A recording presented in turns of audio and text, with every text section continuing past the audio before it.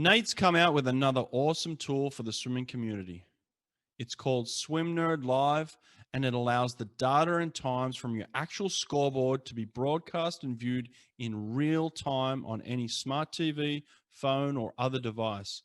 It has all the information you're looking for: event, heat, lane, name of swimmer, times, and places. One click on any device, and they're watching your swim meet live in real time. Go to swimpractice.com to learn more.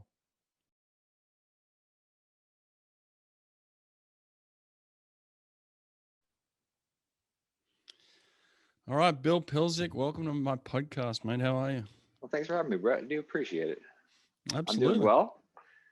Just living the dream here in Savannah, Georgia. Yeah, you've been a head coach there for a number of years now, right? Where are you at? I think head coach I'm on about 6 years. I've been here in Savannah for about 10 to 11 years.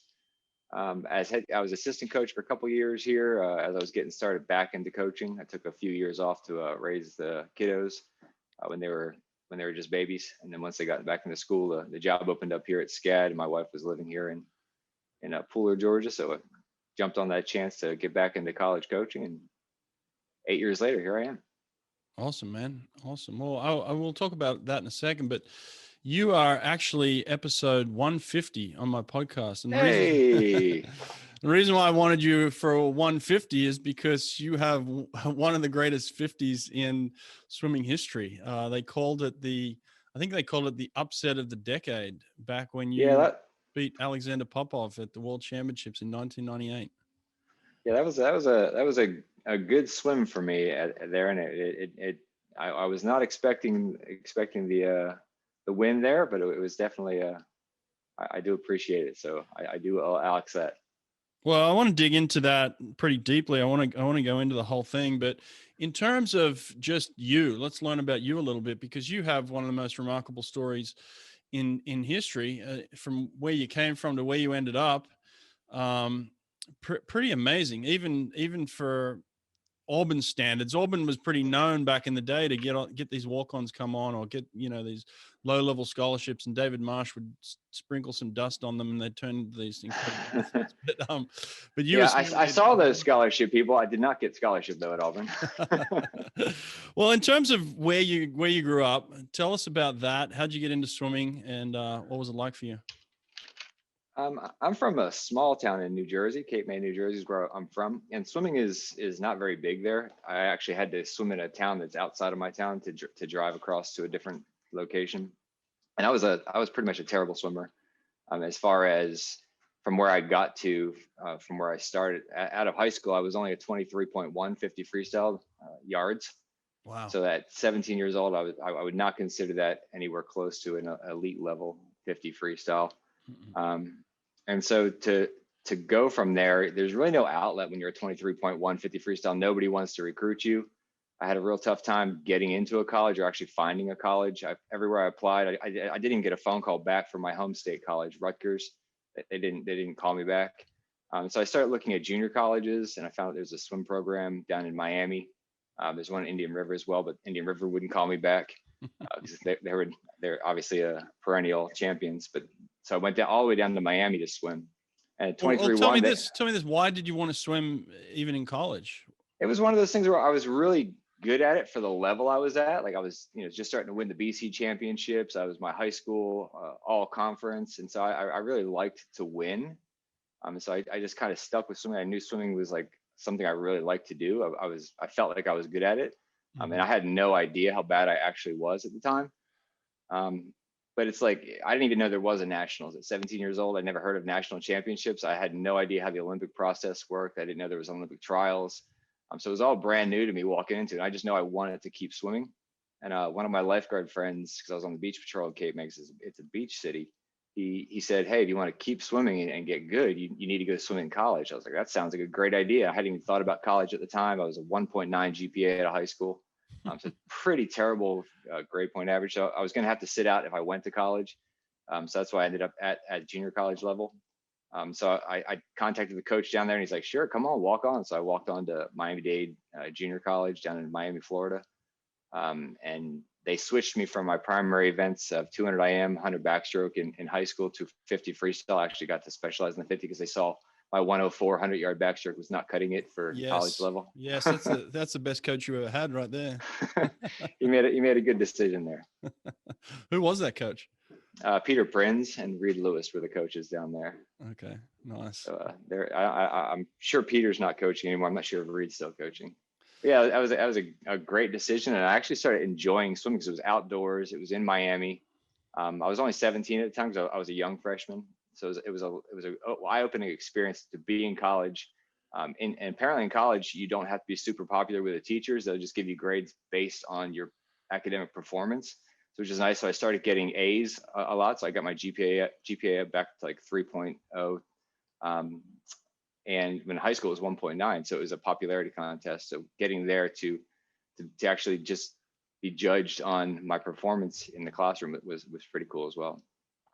So you're not real smart at that stage. You're not real fast, and your whole life changed completely after that. But yeah. So the second year in junior college, I started really growing. I was only 5'10" when I first went to college. I was 5'8" when I graduated, 5'10" that summer. And I hit 6 foot my second year, and then I was 6'3" when I finally won junior college nationals. And then transferred to Auburn. So I finally reached my peak height at 20 years old. Oh, wow. So it really helped to fill out. Very, very late bloomer. Okay. So you start to grow, you start to get faster, you start to do your homework, which was good, and get the grades. I always did my homework, just never graded properly. That's it. So then Auburn, like, all right, you start to look around and you start to think, well, I got to get out of here. I got to go somewhere, where I can swim fast and compete. I guess that's what you're thinking. So how did you end up at Auburn? Yeah, so David Marsh was the head coach. He just had taken over Auburn. It was his first year, and so he was a junior college as well. He went to Indian River, so he was fast enough to go there. And so he used to go to junior college national. He came down, and I'd won the 50 free my second year. I was, I think, 6th place my first year, but I won the second year. And so he talked to the coaches there and got me to come up for a recruiting trip over the summer. What was the time you won? I won in this, I think the slowest time ever recorded for a win at junior college nationals, 21-1. So I'd gotten from a 23-1, I dropped 2 seconds just with that growth spurt. Okay. And some dedication to training. So I got down to 21-1. Good. And then went to Auburn for that first year. And on my recruiting trip over the summer, it was Coach Marsh's first ever year finishing. So he had a whole group there training for the summer.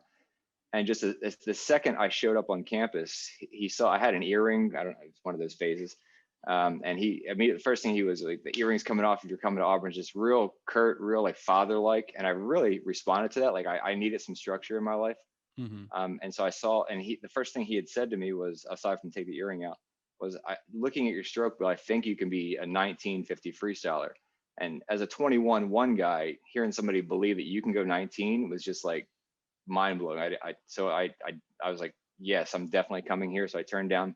I had another option to go to Florida Atlantic University, the only 2 schools that were actually recruiting me. And so I walked on to Auburn. Awesome. I love it. All right. So in terms of turning down another place to attend Auburn, I understand David basically made you walk on and you had to pay, everything yourself. That would have been a pretty big decision to say, yeah, this is the team I want to go to, even though it's going to cost me a lot of money to be part of it, right? Yeah, it was I think I was offered partial scholarship, but it was a Division two school at the time. FAU hadn't gone Division I yet. And so my option was really go Division I, which, everybody growing up in America knows Division I is where the best athletes go. And so I just wanted to be a part of that. And so I just worked it out with my parents to take out a whole lot of loans, and just to be able to be a part of a Division I program.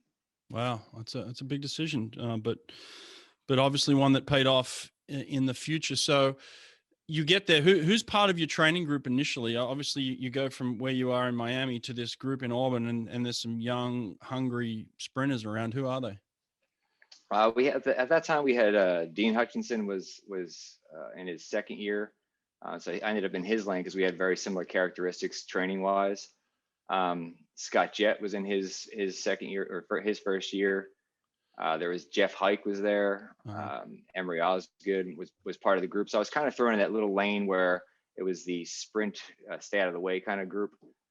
So they kind of just kept us together. So we ended up being a really, really tight knit group. And my first year I actually had to redshirt. So I didn't really participate on any teams, but I was thrown into that group that eventually it ended up calling itself Lane 8, because we were just kind of like, go over there, sprinters, we don't know what to do with you. And so we were always put in Lane 8. Why'd you have to redshirt? I didn't transfer enough credits over. So junior college, you have to transfer credits to come in, and I switched majors from a liberal arts degree into exercise physiology, and I didn't have enough physiology coursework. So I had to do the extra year of getting my classwork back up to become an actual junior for eligibility wise. And so from what I understand from that year, you spent a lot of time just wiping the blocks off for the other swimmers at the meets. They actually, my first and second year, I was the towel boy. So I actually got taken to NCAA's my junior year.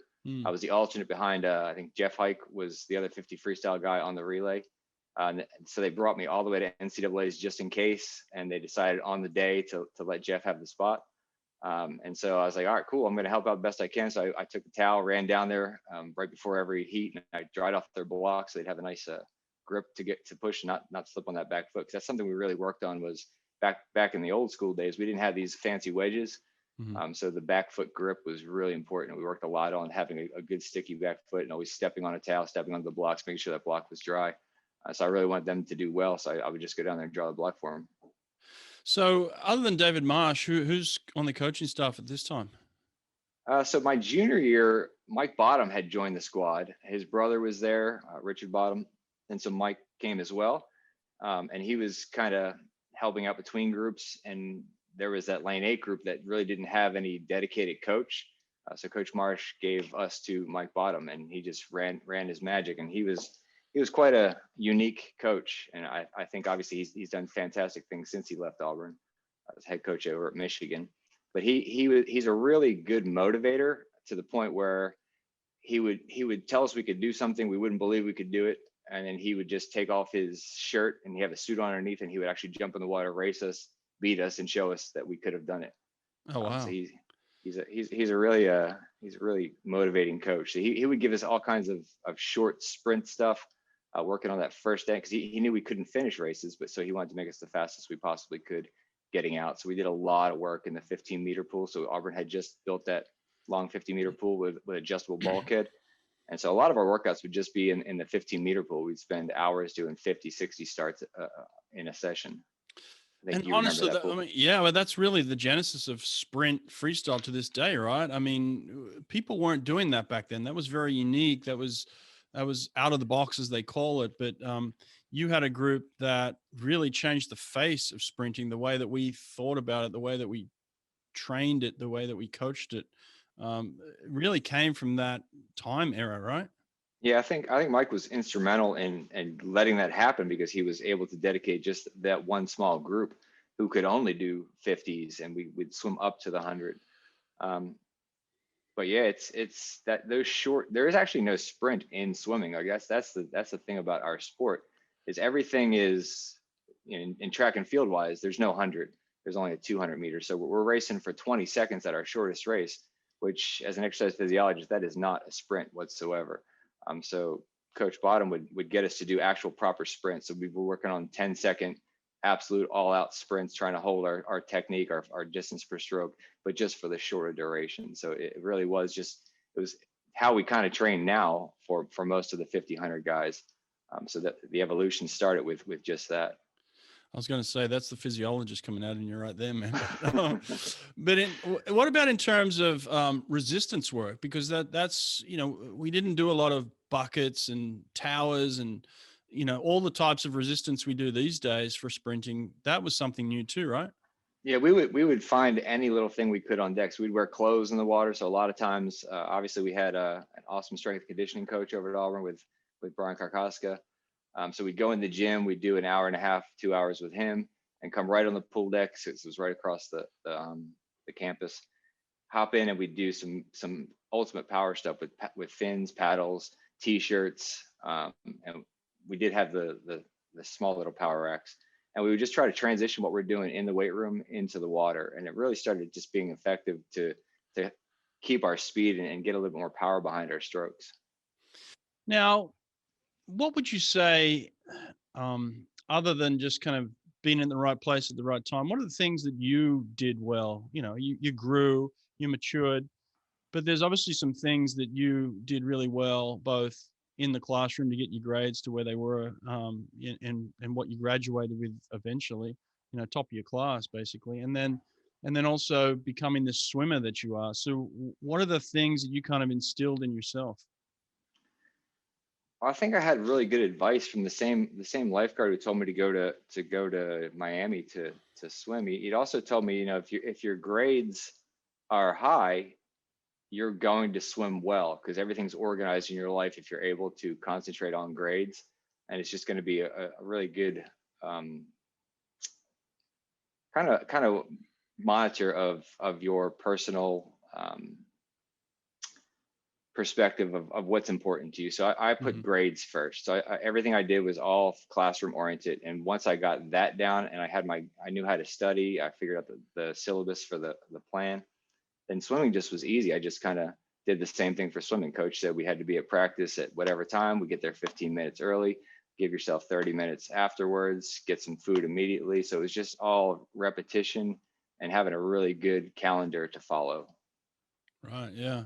And it That kind of that is built on good advice. itself throughout the years. Yeah. And then you get a group of guys around you who are like-minded as well, right? Yeah, it really helped in 1994 is when we all kind of came together. It was that was when the actual group of like Dean Hutchinson, Scott Jett, Christy Kruger, who became Christy Jett, Yoav um, Bruck. Yoav Bruck, Trip Montgomery, Aaron Charla. It was just a really good group to train with. Matt Busby was in that group, and nobody wanted to lose. So on any given day, it was kind of get in there and race. Now I had already graduated, so this is now the start of a 5th-year program. So I think Auburn was probably one of the first colleges to ever start that 5th-year program. And so we stuck around to kind of help those guys learn not their place, but they had to beat us, and that's how we were kind of giving back to Auburn. Like our goal was to make Olympic trials. Like we were none of us were good enough to be thinking, hey, we want to win the gold medal at any meet. We just wanted to make the Olympic trials, so we kind of started our own little group. And because we're alumni of Auburn, Coach Marsh let us train with the group. And so all the new swimmers who were coming up and coming through the program were able to train with us. And so it was kind of like those extra people to try to beat. And I think that really worked out well because we were really focused and we were really professional about what we were doing. We would train each other. When David would come in, he would give us sets as well. But a lot of times we were just left on our own to do sets that he would write for us. And then when it was time to do the fast sprints, we would jump in with the Auburn team. And so it was really a good battle. And just being able to race each other all the time is what really helped us go fast. So 94 is when you have kind of your breakout year. It's you did, I think you got fourth at NCAAs. You make the U.S. national team, I believe, to go to the World Championships as well that year. Is that correct? Yeah, 94, I didn't make the SEC team again. So I actually never made the SEC team for Auburn. But I did get to go watch that meet. It's a very interesting meet because that's I don't know if there's any historians out there know anything about the 94 SEC championships.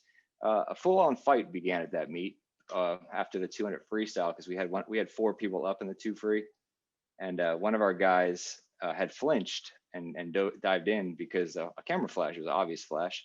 And so the coaches talked, we got him back up, and so everybody started booing. So it became this we hadn't won SECs ever in Florida, was really wanting to win. Our 4th guy was going to get 8th. It was Oliver Gumbrell. And he was told to take it easy because he had the 100 backstroke coming up. And he took it a little too easy. He went a 148 from his 138 seed time. And so they brought him up on a lack of effort rule. So they disqualified him. And the crowd went wild. All the Florida guys started cheering that we got disqualified. And they did that in front of the wrong guy. So there was an Auburn guy who was quite a fighter. And he kind of knocked the guy into the pool. And so it became this thing. He got disqualified for the meet. They had to move our seats. We had to switch with LSU. So it was this real contentious thing. But then Auburn went on to win their first ever SECs. I got to watch that. So after the championship on that night, I had to do a time trial to see if I could make NCAA since I didn't get to swim the meet. So they had a 10 p.m. time trial at SECs where I went 20.2. So super close. So we actually, the next week, had a last chance meet. I don't know if Auburn invented the last chance meet or they've been doing it for years, but it's the first I'd ever heard of it. So 2 weeks before NCs, I got to do the last chance meet. And I actually went 19.7, qualified individually for NCAAs, and got to go to that meet and actually swim for the first time. Wow, that's incredible. What's the secret between those few weeks where you go 20.2 to 19.7? I think it was it was a taper, and it wasn't so late at night. I think I probably would have been 19.7 that day had we not had to wait till 10 o'clock at night after that emotional meet. Took a lot out of us, and again, I was trying to help out every way I could as a team member, but not on the team because it was a home meet. We had hosted it that year, and then that summer I had a breakthrough summer where I tied for third place with Jon Olsen, and Tom Jager had decided he was going to turn down World Championships because they were going to make him go for 6 weeks, and they wouldn't give him time for his family because USA Swimming was, you have to come on the camp, and if you don't come on the camp, you can't go, and he didn't want to spend that long away from his wife and his newborn. And so it was up to me and John. We had to swim off, and I won the swim off. So that's nuts. Hang on. First of all, you're not on the SEC team, and you're swimming at 10 o'clock at night to try and make a qualifying time. Yeah. And then a few months later, you're in a swim off with Jon Olsen, one of the greatest US sprinters of all time. That's a nonsense transition from that.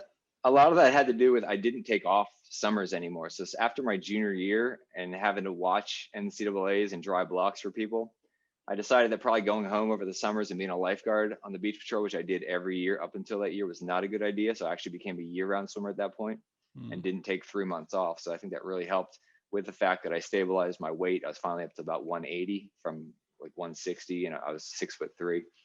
So I think I finally just started developing, and with Mike Bottom and PK's weight program, I started putting on a little bit of weight and a little bit of muscle, and just all that training kind of came to a head in 1994. So luckily I did redshirt. Jon Olsen must have been thinking, who the fuck is this guy? John's like, he was one of the nicest guys on the national team. I didn't know a whole lot of people, obviously, because I was such a late bloomer and I wasn't very good. But he made the 100 freestyle as well. So I don't think the pressure was on him to make it. But he was a super guy. Took it real well to race, and just always made me feel part of the national team. So you didn't make finals at that championship meet, but you obviously had an experience. You know, what was it like to represent your country for the first time? Yeah, in '94, it caught me by surprise because obviously by then I'd learned what international swimming was. Before I didn't even know how the system worked, but at that point I did figure it out. And walking on that pool deck, even though I did get 11th place at that, they didn't tell you that between making a meet and getting to a meet, you had to keep training and not eat ice cream all day, every day. I gained probably 15 pounds on that training camp. So it was just walking on that deck, and that's where I first saw Alex. And it was two unique situations where I saw him. First, they said, "Hey, look back there behind the stands," because we were sitting up in the bleachers, and look back, and sure enough, there's Alex Popov smoking a cigarette, just relaxing before he's getting ready to do his warm-ups. So that's the first time I saw him. And the next time he walked past me, the day of the 50 free, and I just looked at his calves. That man has Popeye calves. They're massive. Massive calves, yeah. And so at 180 pounds, 6'3", seeing a 6'6" guy with calves the size of my quads was quite intimidating. But I didn't get to race him in that meet because I was in the consies. Yeah, a lot of intimidating things about Popov, but his calves definitely take the cake. That's all I could really focus on because his calves were up around my eye level, it seemed like. Well, and then, you didn't have the best Olympic experiences either, throughout your career. And so I guess the first one was 96, where you get to that Olympic trials and just fall short there, right? Yeah, I actually took the advice of Mike there, and he said I needed to take an extra stroke. I'm taking one. I'm going too short, so I actually took a 41st stroke. I always count up my strokes, much like Alex. I heard his interview. He counts the strokes as well. I take 40 strokes usually in the 50 free. He takes 23. A little how much I have to spin. But I took a 41st stroke at trials and end up with 0.05 third place. So I didn't make that Olympic team, but my goal wasn't to make the Olympic team when I went there. My goal was to make the trials, and I had made the trials. I just put myself in a situation to make the team. So that was kind of cool. But my goal was never to make the team. It just happened that I got. Do you think, so why would you say that making the Olympic trials was the goal and not the Olympics for somebody that had represented their country and was progressing so well and had a great team and, obviously was in a position to compete? Why wouldn't you want to make the Olympic team? I think at the time there was just the way our training group worked. We were just always trying to beat one another, and to make the Olympic team was never any of our goal. I mean, I can't say it wasn't our goal. We did talk about it, but it was kind of more like a joke. You wouldn't, there was no serious like, hey, you can actually make the Olympic team. I had gotten, I made the world championship team, but I was 11th at the world championships. In '95, I only made the qualify for the World University Games. I missed the Pan Ams. And so I was always kind of the second tier guy, but I always just kept at it. And my goal was to always get faster. It was never to actually make a team or do anything about it. I just wanted to be a faster swimmer, and just get to the top. So I don't think actually making a team was ever a goal. It was just trying to improve myself and be faster. And how can I go faster? So do you think you had that? I don't know how to say this exactly. I'm gonna say this as I think it, but That's all right. it's not always the best question. But You, in terms of just your belief system about yourself, did you just not think you were good enough, or did you just not even put your mind in that position to think that you were the best in the world? Yeah, I don't think I ever even just thought my whole way I think is just like, how can I make myself the fastest I can be? I never tried to beat anybody, because in swimming we're not head to head. I'm not fighting anybody. I can't do anything about what my opponent is doing. All I can take care of is what I'm doing. Mm-hmm. So I was just concentrated on getting my fastest time. So when I did get third at trials in '96, I actually went my fastest time. So I was disappointed that I didn't make it. I didn't realize how big of a deal that was to be third. People would tell me later on how big of a deal that is, how pitiful they felt for me. But I had just gone my best time ever. So I was pretty pumped about that. Obviously I did hope, Olympic alternate, but it was disappointing only in the fact that I felt like at 22.55, which is my time, I felt like I should have been at the Olympics because it was the 5th time in the world at that point. So why aren't the best people at the meet? So I was upset about that, but I wasn't upset about not making the team. Yeah. Was it hard for you to watch the Olympics in '96? Yeah, I did go because Coach Marsh gave me a ticket because he was on the staff, and so I came and I watched 3 people, I think it was, go 30 point, and then I watched a whole bunch of 28s and 24s and 23s, and I was like, we're almost getting to my time. And so it was more like aggravating just for that. I just don't agree with the only bring 2 people rule that we have. Yeah. But yeah, to watch it wasn't a disappointment because I never really considered making the team, and at that time in my life, I didn't realize it was a big deal. So at this stage, you've graduated. You're working on a master's degree, or you finished your master's degree? I finished my master's degree in '98, so I started in about '96. Okay. So you're in me and school. Dean were sitting around, and he decided he was going to do physical therapy because he quit after '96 trials. That was my training partner, Dean Hutchinson, and I decided to start a master's degree. Yeah. So you decide to do the masters and continue swimming just because you're getting faster and you're loving it, right? Yeah. After getting third at trials, I decided I was just going to swim to see the world, and I just kept making national teams at that point. So my goal was to actually start making teams and have USA Swimming bring me all over the world and actually just see the world and experience what there is in the world. Yeah. And then '97, you get this new training partner, this little punk from Australia. Yeah, we were excited to have you come. So again, us being there, it gave me the opportunity to race the new guys coming in, and you had somebody to challenge you. So winning your NCAA's right off the boat was a pretty spectacular. So I was a little bit worried there. But it was awesome to be able to race the new guys coming in. So '97 when you came, it was like, I think I had made Pan Pacific Games that time. I'm not sure if you made the Pan Pacifics, but you started making teams in '99, 2000. 2000, yeah, I actually went back each year. So I won the NCAAs in '97, my freshman year, and thought, "Oh wow, this is incredible! Like I'm one of the fastest guys in the world." And then subsequently, for the next 3 years, I went back to the Australian trials and didn't finish higher than sixth place each time. I just go down there and get whipped. I think a lot of it had to do with the jet lag. A lot of it had to do with the NCAA hangover. You know, by the time NCAs was over, we were all kind of like, oh, let's take a break. We're so exhausted mentally. And then I'd have to go down to trials. And so I just didn't make Australian team. So I didn't get to compete internationally. And so I just, put it down to the fact that I'm just going to be an NCAA swimmer and enjoy the college experience and love my team and have training partners like Bill Pilczuk and just love life. But yeah, that was kind of what I ended up happening. Yeah, that's why Auburn was so great. We just had so many people come through in the 6 years that I was there doing post grad, and just there was never any animosity. Like I always saw there was this rivalry between different people. Like Alex had the rivalry with Gary, and that was mostly media. But at Auburn, we were never rivals. We just wanted to like race each other and like see how fast we could go. And I just really loved that.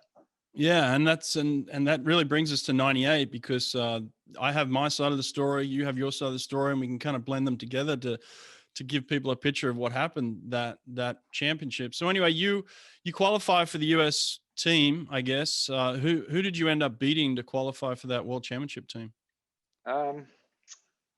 Actually, I know Neil Walker was our second guy, but it's funny because a lot of the top guys from '96. So apparently, one of the things I really thought about was I wanted to be just always staying around my time.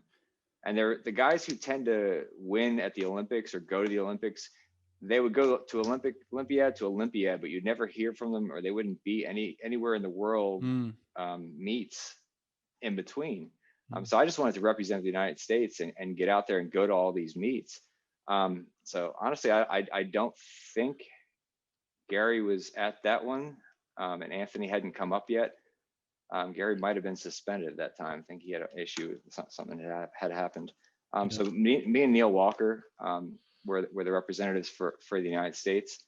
And it was a really weird World Championship because it was January. So I had to spend Christmas at Auburn by myself because we were leaving for Australia second week of January. So I couldn't take a break.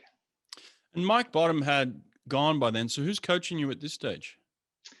It was David Marsh. So as soon as Mike Bottom had left, David just kind of took over. He had that philosophy that Mike had, so it wasn't much of a transition. So I just kind of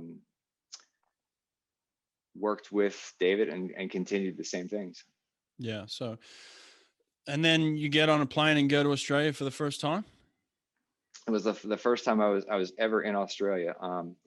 And it's an amazing country. Like honestly, if there was another country I would move to, it would definitely be Australia. I'm kind of finding it hard to believe you've chosen the United States, and you didn't get your family to move to Australia. Especially the last few years.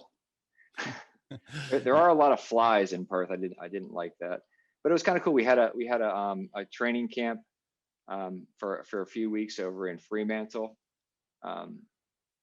and it was just a really good experience. And by then I was very professional about what I did. Like I wouldn't stay up late. I would go to bed every night, 10, 11 o'clock. I was eating properly. So it's like a very professional time in my career. And so everything kind of just lined up well for that meet. So you're just swimming the 50 freestyle there. What day was that on? It's usually towards the end of the meet. Yeah, right? The 50 free was day 7 of 7 at the time. So it's always very hard to go through the entire meet, and you're required as a national team member to sit at every prelims and every finals. So Brian Jones and we would sit around and we would make bets on who's going to win which heat, just to pass the time. But it's very boring when I was only warming up maybe 2,000 meters, so we weren't doing a whole lot of yards. So yeah, that's very mentally taxing to have to do that. But by then I'd already done it about six different times. So I'd made every team except for the Olympic team that the United States represents. That's interesting though, because I had very similar experience where every time I'd represent Australia, I'd have to sit around to day 7, day 8 to compete. And it's tough, right? Because, we had a very similar philosophy in Australia where you'd have to go and support your team the whole time. You know, Yep. I remember many times, you know, you'd have highs and lows in the meet, and as a spectator, as a team member, you'd be experiencing the same highs and lows. And so by the time you got to your race, I can specifically remember some big meets where I felt exhausted by the time I got there. So it's very hard to manage the emotions during that time, right? Yeah, it's kind of a relief to have it the day you swim, because then the coaches will leave you alone and not make you sit with the stands. You can kind of do your own thing. Yeah. It's like, oh, finally, I mean, it's a relaxation. You can kind of get into the meat. Yeah. Yeah. But it is taxing. But I had a very good repetition of what I would do, kind of a ritual. So every day during the meet, I would do that. So I'd do my warm up, I do my breath control, do my stretching, and I'd run through that about 4 or 5 times throughout the day. So I would take breaks from the meet and kind of go off and do that. Now, had you had any more experiences with Alex Popov up to this stage? You had your 94 thing, but was there anything else in between? No, in between there was nothing. So I'd only read about him in the paper with the USA Today had a field day with him and Gary for the 96, and then 97 I was kind of doing the Pan Pacs, which he did not come to that meet. So I hadn't seen him until 98 again. Wow. So it's been about 4 years now. So what's your mentality now? You're a professional swimmer. You're at the World Championships. You're representing your country. Now it's, you know, the 5th or 6th time you've done that. So now you must feel like a contender, right? Well, Alex, honestly, he'd never been beat, and I was going for my best time again, because that's just how I looked at stuff. And the first time I ever thought I could beat him was after prelims, and I dropped a 22.70. And it was mostly because I warmed up in the hotel pool, and the hotel pool was about 68 degrees. So I was just bone cold, and I never got warmed up for the prelims. Why'd you do that? Because they told us we had to do wake up swims, and I didn't want to go all the way down to the competition pool. So I just wanted to pop down and do a wake up swim at the hotel pool. And after I jumped in, I knew it was a mistake. Once you get cold, you can't ever warm up, and I just never got warmed up. And it was an outdoor meet as well, so there was no place to stay warm in Perth. But yeah, I didn't really think I could do it. But in between breaks, we came back, and I'd spoken to Yoav Bruck, and he had assessed the entire lineup for me. And he said, "Bill, you can win this." I said, how am I going to win this, Yoav? You're nuts. Like, you realize who the guy is over there? And he said, "Yeah, but you don't understand. Michael Klim is between you and him, and he won't be able to see you past Klim, because Klim's got a big head. So he's going to be focused on that head the entire time, because they had a really big rivalry." So Yoav actually believed, because Klim was going to be there and he's going to get out fast, and Alex always got slow off the blocks, that he was going to be concentrating on Mike Klim. And sure enough, that's how it played out. So your strategy, obviously, for many years was your strength was to get off the blocks. I watched the race back a couple of hours ago, and it looked to me there was only maybe one other guy that did a track start. So even track starts back then were pretty limited to only a few people. Yeah, we honed that at Auburn with that 15-meter pool. I mean, obviously you did it with us. But it's something that requires a lot of flexibility and a lot of duct tape for that back toe, because you're going to do so many push-offs on that back foot. And just being able to pull off the block against that back foot, which now people take for granted with the wedge, because you don't really have to worry about your back foot slipping. But that was a concern for a lot of people, so they chose the 2-foot up to start. But we perfected it. So me and I think it was Brendan Dedekind from Florida State or South Africa, who was the other person who did the track start at that meet with, I think Ricky Biscuits did it as well. Ricky Biscuits, yeah, he was another one that I saw. So this was years in the making. This is a guy who walked on to a bunch of different teams, but finally gets to a point where he's a world-class athlete and has trained many years to hone his skills. And this wasn't a fluke. This wasn't some lucky day. This was something that was put together over many years, right? Yeah, I had a whole, I rehearsed this all the way up. So I just actually hit a PB of 0.1. So I was 22.39 at Pan Pacs the year before. And so I only dropped a 10th. It looked like a much bigger drop because my prelims were so awful at 22.70. So the 22.2 looked like I just popped it out of nowhere, but I'd gone through methodically right before, while we were in the ready room. We're all still making jokes. That again, cut back. The first time I ever met Alex was in the ready room in '94, and he was just sitting there just talking trash to everybody. And it didn't really affect me because I thought he was funny as like the funniest guy I'd ever heard. Like he was just ripping on people about anything. And so a lot of people took that as he was being cocky or condescending, but that's just his sense of humor. And like, I got it immediately. And to hear him speak with an Australian accent just made it even the funnier, because now he's got a bit more strong Russian accent, but back in the 90s, he had a very strong Australian accent. Mm-hmm. And he'd just be in the ready room. And I remember in 98, he was just sitting there with Peter Van den Hoogenbom, and they were just jibber jabbering back and forth and just talking trash on each other. And it just was comical. But in my routine, I would, go off on the side. I would do my stretches. I would do my breathing control. I'd come back and I'd talk some trash, go back, do my breathing, do my stretches. And then we'd go out behind the blocks. I'd do my jumps. We had a towel ritual. We'd rub our arms with towels, step up on the blocks, deep breath. So everything I did, I had done 30 times over in big meets before that.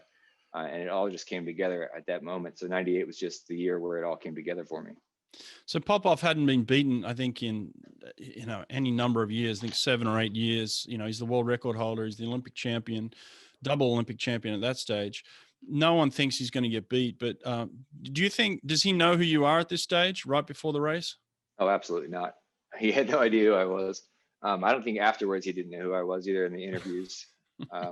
It took him a little while to figure out my name.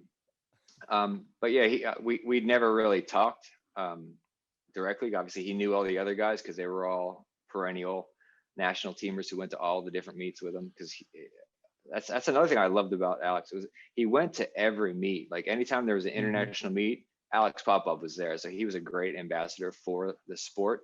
Yeah. And to see him always be at the meets, whereas Americans tend to take off a lot of meets. We don't kind of classify them as top tier meets, so we don't send our best people. But he was always there. He could always expect a different guy to race from America. But he was always there. So it was unique that he'd won 92, 94, 96, and then finally to lose in 98 for the first time. So but my side he showed up all the time. Yeah, he was everywhere, man. But my side of the story is, so obviously there's no internet, there's no FaceTiming back in 98. So I'm at Auburn. I'm training at Auburn, and I get my dad to call me. I think it was something like 3:00 in the morning Auburn time down in Perth when you're racing. I know it was in the middle of the night, and I was like, Dad, make sure you call me, okay? I need to hear this live. I gotta hear Bill. And so I'm like, all right, give me a play-by-play. And so Dad would have like little pauses in the conversation. I'm like, Dad, what's happening? Like, tell me. He's like, Bill's behind the block. Like, he's stretching. How's he look? He looks good. Like, what's he doing now? Same thing as a minute ago. So anyway, Dad was like, okay, here we go. Take your marks. Bang, Bill's off. Bill's in the lead. Bill, like, Dad's giving me a play-by-play the whole time. And he's like, as you're swimming down the pool, I'm going crazy inside. And I'm like, come on, Bill. And I knew the first 25 was your strength. And I knew the second 25 was Alex's strength. And so I knew Alex was going to come back at you, but Dad's like giving it to me. Like, he's still in the lead. Bill's going to win this. And I just remember being at home in my apartment, just screaming, like, in the middle of the night, everybody's dead asleep. And I'm just going berserk that my training partner had just won the world title. I knew how big it was. I don't think other people realized how big it was, but man, that was my recollection of it. Did you know that you were in the lead the whole time? Did you know where you were? No, because Brent Dedekind was right next to me, and he has a really good start. So I could sense he was actually with me. I was slightly ahead of him. I could sense I was ahead, but I had no idea on the left side of me what was going on, because I had qualified lane 6. So Klimmy was next to me with Popov next to him. So I couldn't really see that side because they were a little further behind, but I knew Dedekind was right up next to me. Did that win change your life in any way? Like, what did it mean to you? It changed my life in the fact that I got an Operation Gold check, which was the first time I had won a significant amount of money in the sport, I'm glad to see that's happening more. It's allowing people to train more and be actually professional in the sport. So I took the check and I paid off all my college loans. So all that time that I'd spent, I actually wrote one big check to Fannie Mae or Freddie Mac or whoever had my loan, and I wrote the entire thing to them, and I paid off my student debt. Wow. So that really helped me to be able to keep doing what I was doing and train through 2000. Wow, that's awesome. And did you and Alex become friendly in any way after that? Yeah, I'd been on a few other, cause we did the Mar Nostrum tour together. So I actually sat with him on he won't remember this, but I sat with him on one of the rides from Barcelona to Cannes on the bus. And we talked to him, like everybody else was asleep, and we just stayed up and talked. And so he just told me about his life, and he's a real interesting guy. So we had a good conversation on that bus trip. Oh, that's very cool. I like it. I love it. So then 2000, you have another kind of, well, actually in 2000, I'll let you know this. In 2000, when I qualified for my first Olympic team, I actually wore a USA Swimming swimsuit. I'm not sure if it was yours or Brock Newman's. I think it may have been Brock Newman's, but I wore a USA Swimming to qualify for my first Olympic team, and I swam at 22.29, exactly the same Nice. time that Exactly the same. had won the world championship in a couple of years earlier. But yeah, but a lot of the things that I learned in that time at Auburn were coming directly from you. I mean, you to me had like a PhD in sprinting. It was like you were a master of sprinting. It was like you understood it, and you were able to articulate it, and you were able to explain why you were doing the things that you're doing, and to me they made perfect sense. I think it helped that I was so bad and I had to teach myself everything from scratch. Whereas some people with a whole lot of talent, they're already fast and they're just kind of tweaking things. I was terrible. So like every little thing, somebody had to tell me what I was doing wrong, and I had to make the adjustments and figure out why this is wrong. So it helped me to be able to explain it. Like breathing. Somebody once told me that my breath is terrible. If I didn't take a breath, I would be much faster. And so we cut out breathing. So that was one of our first things, and we could see an immediate drop of 0.2 seconds. Because when I would breathe, I would hitch my arm, my stroke rate would slow down. And so we just got rid of breathing. So we weren't allowed to breathe anymore. So we just did a whole lot of hypoxic work. So little tiny details in the 50, you could see immediate feedback, especially in that 15-meter pool, where we do like 3 laps in the 15-meter pool, so we could see if our turns or our starts or our dives or breakouts, like little details, would be magnified in there. And that really helped. Now, what about in 2000, missing the team? Was it a lot more difficult this time than it was in 96? Yeah, I think that one was a little more difficult. I thought I had a chance to actually, my goal was to make that team. And not making it, I was a bit frustrated with that one because the new suits had come out, and they sprung it on us like 3 months before that, hey, by the way, you're going to be allowed to wear these compression suits that they were working on. And I had mixed feelings about it. I think I did an interview with USA Swimming. I said it was unfair. So Speeder did not like that I'd said that. But I can see the advantage of the suits. I just didn't like that they did it right before trials, and we didn't have enough time to prep in them. Yeah. So that to me it threw me kind of off my game. Yeah, I remember that threw a lot of people off for many years, between kind of 99 when they started to first come out to 2009 when we had that suit fiasco then. But yeah, for a period of 10 years, it was every new competition there was a new suit coming out. Yeah, and I do like the suits now. I think it's great for the sport because it brings money into our sport. We can actually pay our pro athletes more with that money. So I do like them now. I just wish they would make a few different rules, and I wish they hadn't brought them out right before the Olympic trials. Was it easier for you to see that the US went on to win the gold? Both the guys tied for gold, or did that make it harder? No, actually, I had moved on by then. I'd actually applied into the Navy, so I'd been accepted to go in the Navy. So I knew after Olympics I was going to the Navy regardless. So when I didn't make it that night, I actually started running stairs and started training for that. So it was kind of seamless like that. Oh, nice. Okay. And then when did you finally decide to hang it up completely? I'd hurt myself training for the Navy, so I continued to train at Auburn, and I was doing a PK circuit. And I had been on the bear squat machine, and somebody was bouncing on the bear squat machine trying to encourage us. That's the machine where you put you're kind of doing squats And the weight is kind of hinged out on a lever system. Somebody stood on the lever, jumping up and down, and kind of tweaked my back. And that kind of ended both my swimming career and my Navy career, because I had found out I had a degenerative disease in my lower spine that wouldn't allow me to get the torque I used to get anymore. So I had to quit swimming because of that injury.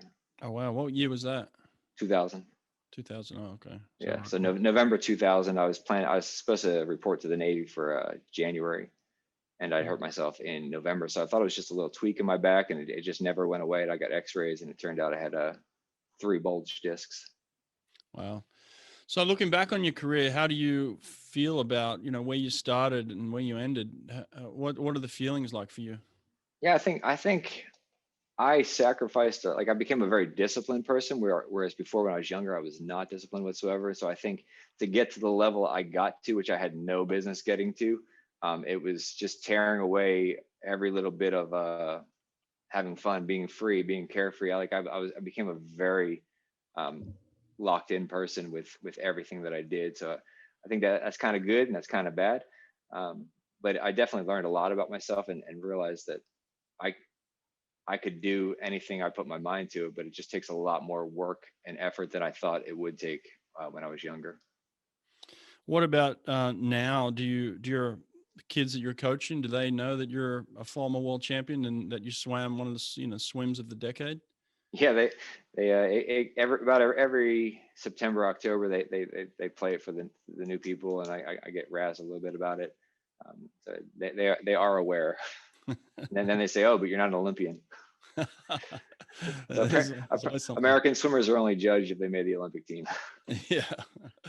Well, there's going to be a few third place finishes in the next few months, and so it's definitely one of those places in America you don't want to end up, but you learn to make the most of it somehow.